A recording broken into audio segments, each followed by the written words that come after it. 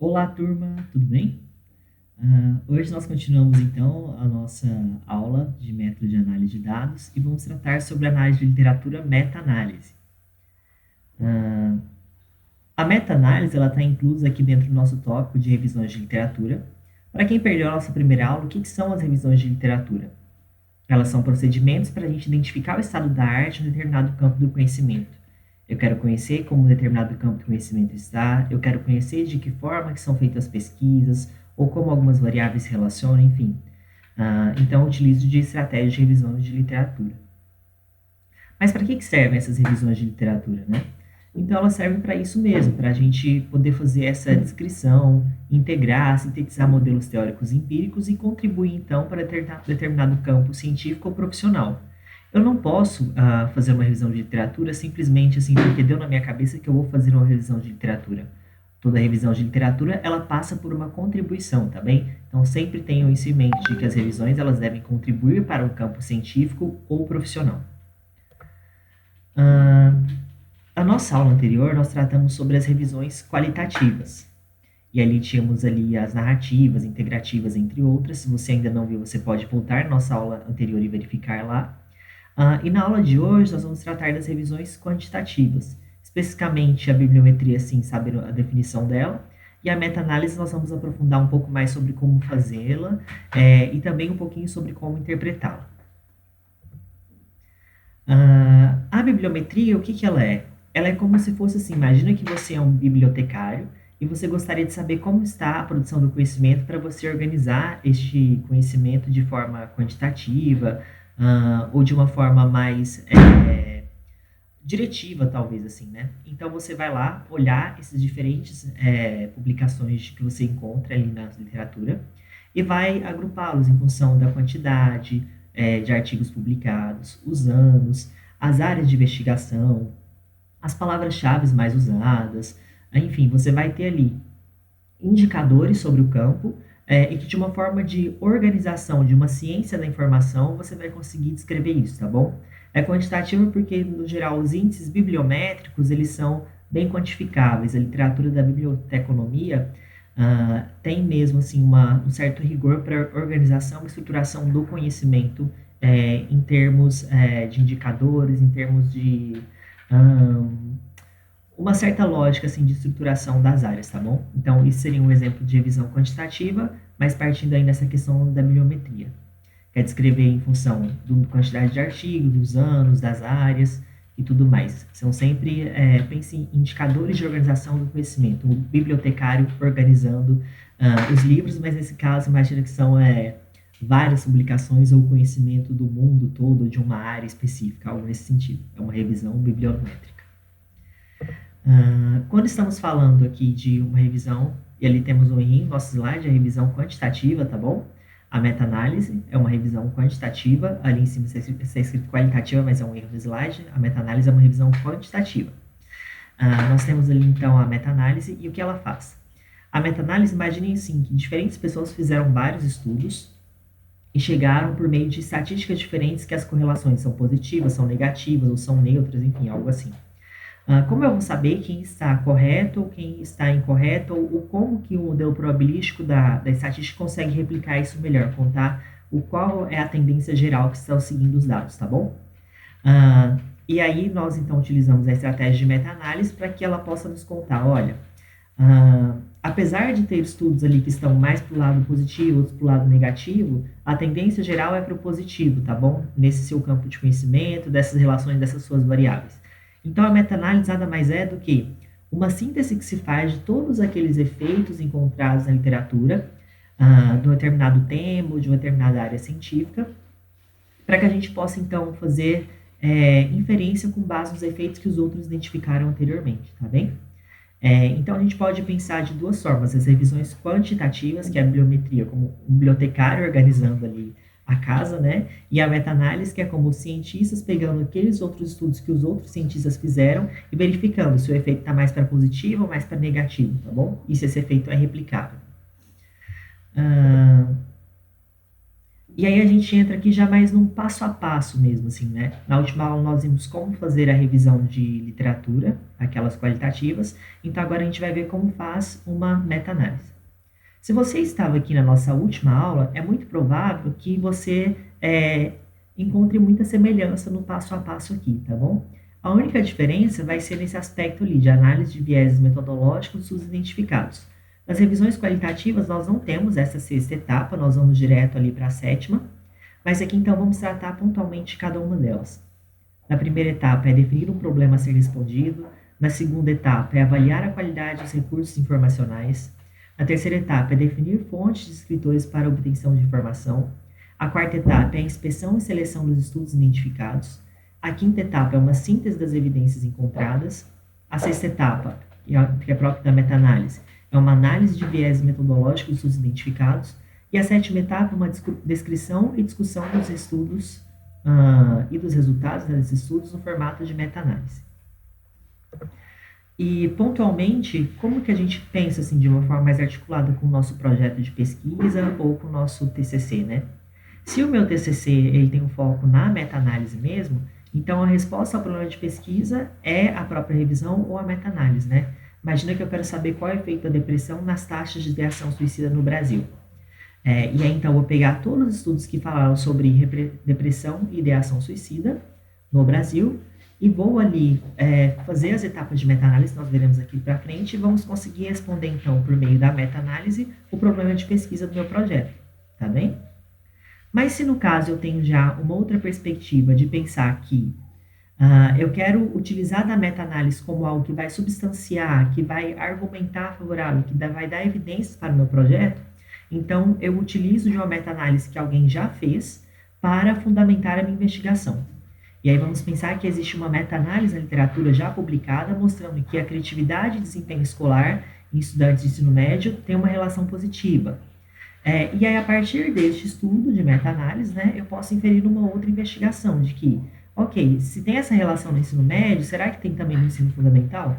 E aí eu utilizo, então, deste estudo que eu identifiquei na literatura como um argumento favorável para me aproximar do meu problema de investigação, tá bem? Então, teremos essas duas distinções. Quando você coloca a meta-análise como seu problema de pesquisa, a meta-análise, então, responde, né? Quando você utiliza ela para pensar um projeto que quer explicar outras variáveis, se interessa por outros problemas, você vai utilizar uma meta-análise já realizada de alguém para ser parte do seu referencial teórico. Tudo jóia? Aí nessa questão da qualidade dos recursos, né? Novamente, cabe aquela dica sobre livros, anais de eventos e artigos. Você pode utilizar dos três para meta-análise, mas especificamente, no caso dos livros e anais de eventos serão desaconselháveis e os artigos serão mais aconselháveis, vamos ver por quê. Assim como nas revisões qualitativas, os livros eles vão ter uma vantagem de ter aspectos conceituais iniciais, aspectos históricos e uma apresentação mais estruturada. No entanto, na meta-análise, me interessa muito mais como a literatura se evolui ao longo do tempo e como ela está na forma atual. Então, aquilo que está no livro, muito provavelmente já deve estar desatualizado ou deve se limitar a poucos efeitos. Então, por esse motivo, os livros são desaconselhados para as meta-análises, tá bem? Já no caso das revisões de literatura mais qualitativas ou para fundamentar o seu aspecto teórico aí do TCC, eles podem ser úteis, mas para meta-análise eles vão ser um pouco inúteis, os livros, tá bom? Nos anais de eventos, eu tenho uma vantagem de que eu vou ver ali os temas que estão em desenvolvimento, que as pessoas estão pesquisando, né, porque saem os eventos mais rapidinho. Só que a desvantagem é como é uma versão preliminar incompleta, às vezes se eu colocar um efeito na meta-análise de algo que é só parcial, que é um trabalho de evento que está sendo desenvolvido ainda, pode ser que eu enviese um modelo na meta-análise, então é algo que não vai valer tanto a pena. Neste caso, então, também não seria recomendado utilizar de anais de eventos para um recurso de meta-análise, tá bem? E aí nós ficamos, então, com o quê? Para as meta-análises, com os artigos científicos publicados em periódicos científicos revisados pelos pares, como as revistas aí, Psicologia, Ciência e Profissão, Psicologia, Organizações de Trabalho, e entre tantas outras que nós temos aí na área, tá bom? E outras vezes nem de psicologia, tá? Mas Caderno de Saúde Coletiva, que trata de questões de saúde de forma mais ampla, mas pode ter ali um estudo que interesse a psicologia ou o seu problema de revisão. Mas voltando aqui sobre as qualidades dos recursos, nos artigos aqui, o que acontece? Os artigos vão nos dar uma visão panorâmica do histórico desses efeitos que estamos interessados em olhar, tanto o presente quanto o passado, quanto principalmente o futuro, né, quando eles colocam ali as agendas de pesquisa ou fazem estudos de simulação. E por passar por revisão de pares, que é outros doutores que também publicam ciência, também olham para esses artigos e falam se eles são adequados ou não, é muito provável que eles sejam melhores do que as outras fontes. E aí, uma questão que às vezes vai dificultar você a fazer meta-análise nos artigos é que, além de ter uma alta quantidade de periódicos, que dificulta a gente achar qual seria talvez um bom periódico para a gente conseguir filtrar, né, artigos de qualidade, muitos desses estudos, que são artigos, às vezes eles trazem só informações qualitativas, eles não trazem informações quantitativas. E aí, neste caso, é um desafio você identificar estudos que são relevantes para o seu tema e que podem ser inclusos na meta-análise, tá bom? Então, essa seria talvez uma dificuldade de fazer meta-análise por meio dos artigos, ainda que eles sejam os mais adequados. Ah, professor, então e se não tiver artigo, como que eu faço? Olha, se você acha que não vai ter artigo para meta-análise, muito provavelmente você deve estar olhando a literatura brasileira. A literatura brasileira, ela realmente, às vezes, você não encontra efeitos quantitativos ou muitos estudos interessantes para fazer uma meta-análise sobre temas de interesse. Mas se você for para a literatura em língua inglesa, outros idiomas, até no espanhol, você já encontra muito mais artigos quantitativos que vão te permitir fazer uma meta-análise sim, tá bem? Então, essa história de, eu não posso fazer uma meta-análise porque não tem estudos quantitativos suficientes, então tem que fazer só a revisão de literatura. Se for por aí, então todo mundo vai ficar fazendo para sempre revisão qualitativa e estudo qualitativo, né? E não é por aí. Acho que a gente tem que usar o método a favor do nosso problema de pesquisa. Tá joia?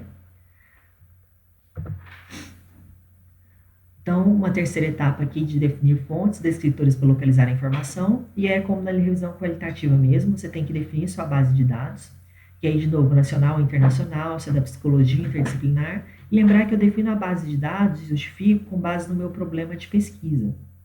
Depois eu defino os descritores para busca, né? No caso, o BVS Terminologias ou APA Thesaurus são bases que me ajudam a identificar esses descritores, e aí o descritor ele tem que ter o foco, a variável ou as relações de interesse na minha meta-análise.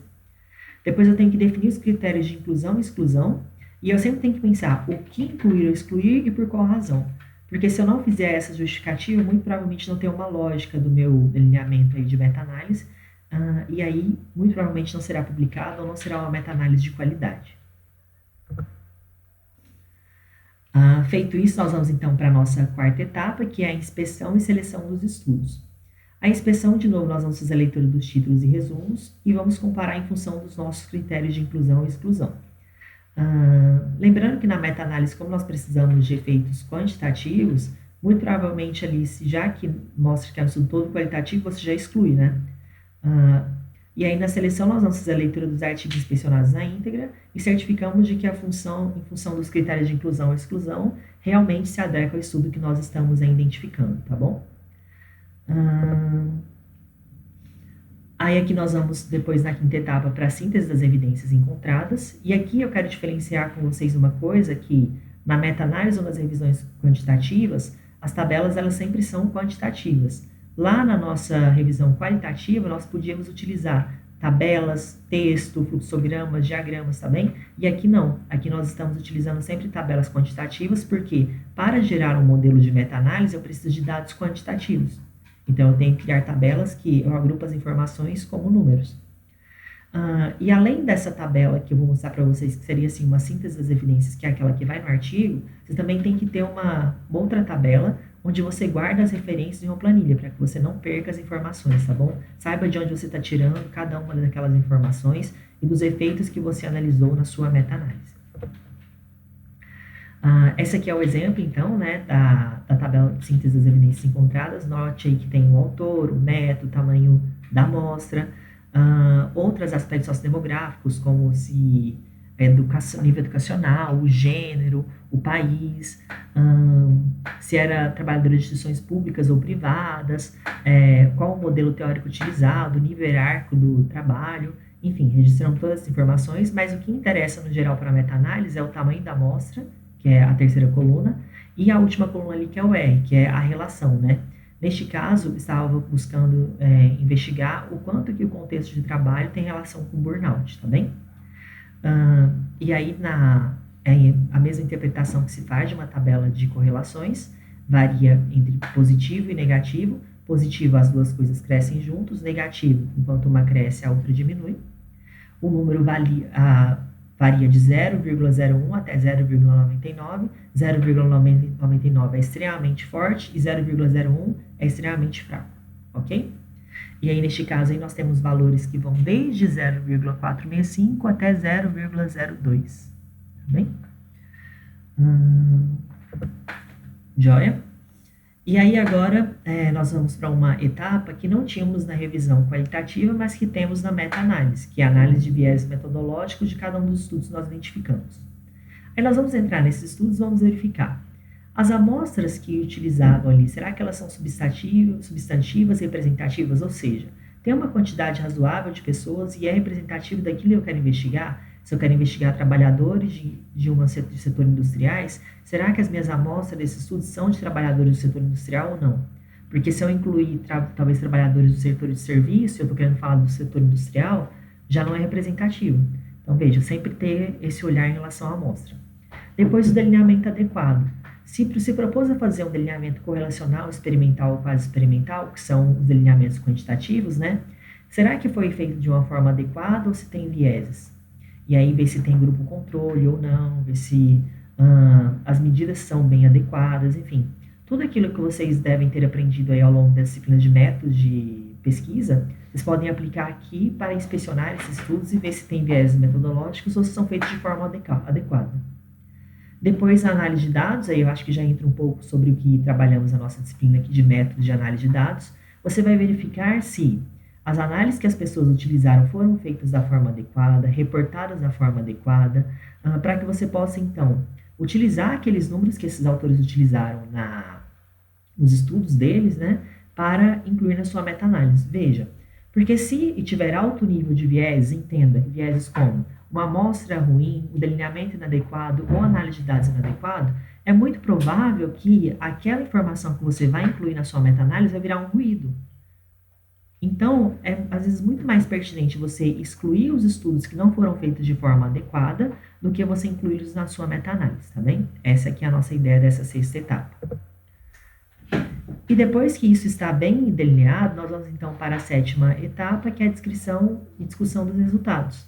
E aí você pode fazer isso no formato que você achar melhor, como um artigo científico, um trabalho científico, seu TCC, um capítulo do seu TCC, ou redação dos achados por meio de outras formas textuais, tá bem?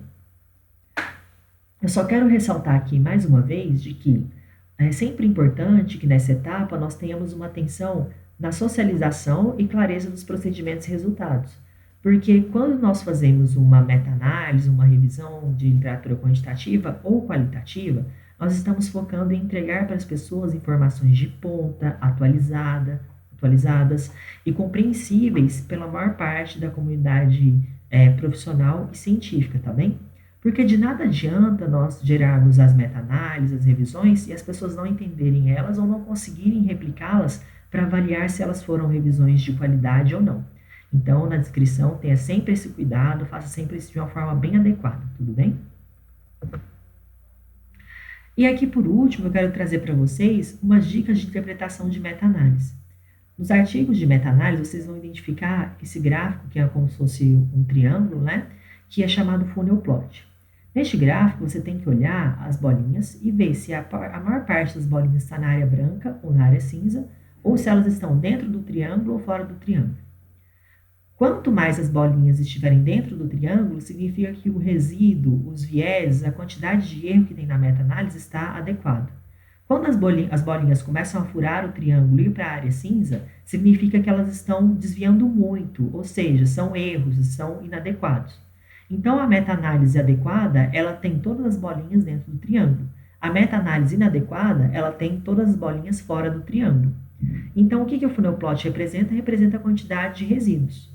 Neste caso aqui, nós temos muitas bolinhas dentro do triângulo, que é a área branca, e poucas bolinhas na área cinza que é fora do triângulo, né? Então é um modelo de meta-análise mais ou menos ok, porque nem todos os dados estão dentro do triângulo, mas também não estão assim absurdamente fora, estão ali pertinho, quase entrando para dentro, tá bom? Então o funil plot avalia a quantidade de resíduos ou de erros da meta-análise.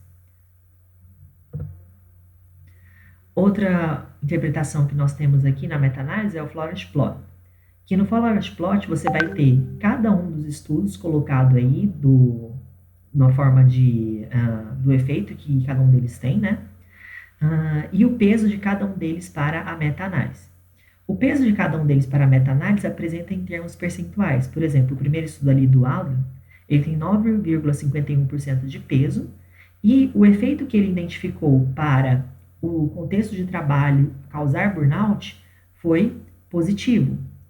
E neste caso são contextos de sobrecarga de trabalho, contextos ruins de trabalho, tá bom? Então, quanto mais o contexto de trabalho é ruim, mais as pessoas têm burnout.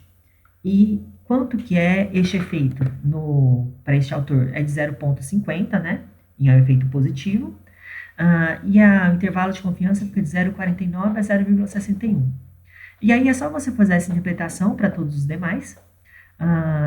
Se estiver acima de... Se estiver positivo, então, as duas coisas aumentam juntas. Ou seja, quanto mais eu tenho de contextos ruins de trabalho, mais eu tenho de burnout. E se tiver negativo, significa que quanto menos eu tenho de uma coisa, menos eu tenho da outra. Neste caso, seria quanto menos eu tenho de contexto ruim, menos burnout eu tenho, tá bom? Essa seria aqui a nossa ideia. Desculpa, quanto menos eu tenho de contexto de trabalho, mais eu tenho de burnout, porque seria a interpretação contrária. Mas como não faz lógica, ignorem isso. Pensem sempre aqui de que se está positivo, as duas coisas crescem juntas. Se está negativo, uma coisa cresce, a outra diminui. Pensem assim, que acho que fica mais fácil do que tentar fazer lógica conceitual aí. Mas aí, então, como você vai interpretar? Você vai ver se está do lado direito ou do lado esquerdo. Se está do lado direito, a bolinha, então significa que as coisas crescem juntas. Se está do lado esquerdo, significa que quando uma aumenta, a outra diminui. Tá bem? E você só vai saber se este estudo está tratando de burnout, contexto de trabalho ou qualquer outra coisa, se você abrir o artigo e ler o artigo, tá bom? Eu não trouxe o artigo na íntegra, foi uma das publicações minhas do ano passado, porque ele está em inglês, mas vocês devem encontrar outras meta-análises aí, e o mais importante é que vocês olhem assim, se é positivo ou é negativo, para saber se as coisas crescem juntas ou quando uma cresce, a outra diminui, quando é o caso do negativo, tá bom? E aí uma outra coisa é que o forest plot ele sempre tem um ponto zero, que é a linha vermelha, que está aí para vocês. Quando as bolinhas e a barrinha ao lado da bolinha estão bem identificadas de um lado só, o estudo é conclusivo. O estudo está mostrando que o efeito é sempre positivo, né? Agora, se nós pegarmos ali o estudo do Scania, se eu não me engano, vejam que a bolinha dele está bem em cima da bolinha vermelha e tem uma barrinha que fica para o lado de lá e de cá. Então, neste caso, é um estudo inconclusivo. Então, como você pode interpretar o forest plot? O forest plot, ele te ajuda a ver se o efeito identificado no estudo é positivo ou negativo, e caso ultrapasse o ponto zero ou a linha vermelha, ficando do lado positivo e negativo, o estudo é inconclusivo, tá bom? Então, essa interpretação é para você saber o tamanho do efeito, o sentido do efeito, se é positivo ou negativo, e se é conclusivo ou inconclusivo, de acordo com a possibilidade dele cruzar ou não o eixo zero, que é a linha vermelha. Para quem tiver mais interesse em se aprofundar de meta-análise, nós temos aí a referência do artigo que eu publiquei, né, na RPOT de 2019, e também tem esse trabalhinho aí da Munoz e da Takwanagi, que conta um pouquinho sobre mais de revisões sistemáticas e meta-análise e dá umas ajudinhas aí na interpretação e aplicação. Lembrando que este conteúdo não cai em prova, nós só temos ali o nosso fórum de discussão, valendo a presença, né? E aí a ideia é que vocês tentem, talvez conhecer um pouquinho mais ou entender que isso existe, serve para esse tipo de análise de literatura também. E para isso, então, eu proponho esses exercícios aqui para vocês. De o que é uma revisão bibliométrica, né? E aí se lembrar daquela questão do bibliotecário organizando os livros ou a casa, né? Depois, o que é uma meta-análise, e aí é como uma revisão quantitativa que sintetiza os efeitos. Qual o passo a passo para fazer uma meta-análise? Nós temos aqui nos nossos slides as etapas de 1 até 7. Depois a interpretação do funnel plot, que mostra os resíduos, e depois a interpretação do forward plot, que mostra o efeito positivo ou negativo. Temos a explicação aqui nos nossos slides e acabamos de conversar sobre isso também. É uma aula bem light, é uma aula bem leve, né? Até porque dá continuação a muitas coisas que vimos na aula anterior. Se você teve dificuldade nessa aula, sugiro vocês verem a aula anterior de revisões qualitativas, que também, apesar de não cair na prova, pode te ajudar aí no TCC e na interpretação e preparação dos seus estudos. Aqui alguns links úteis para você buscar artigos, para você identificar terminologias, para você gerar referências de acordo com a APA, enfim. Não é o foco da nossa disciplina isso aqui, mas é importante caso vocês queiram ter acesso. Na aula anterior eu falei um pouco mais sobre isso, então quem tiver interesse de entender melhor esses links e para que serve, veja a aula anterior. E então, acho que nós podemos encerrar por aqui a nossa aula de análise da literatura, meta-análise. Eu fico por aqui, quem tiver qualquer dúvida, eu estou no e-mail, estou no fórum também, e nós vamos trocando ideias e fazendo desse semestre um momento de muito aprendizado e de muitas trocas entre todos nós, tá bem? Um abraço para todos e até mais.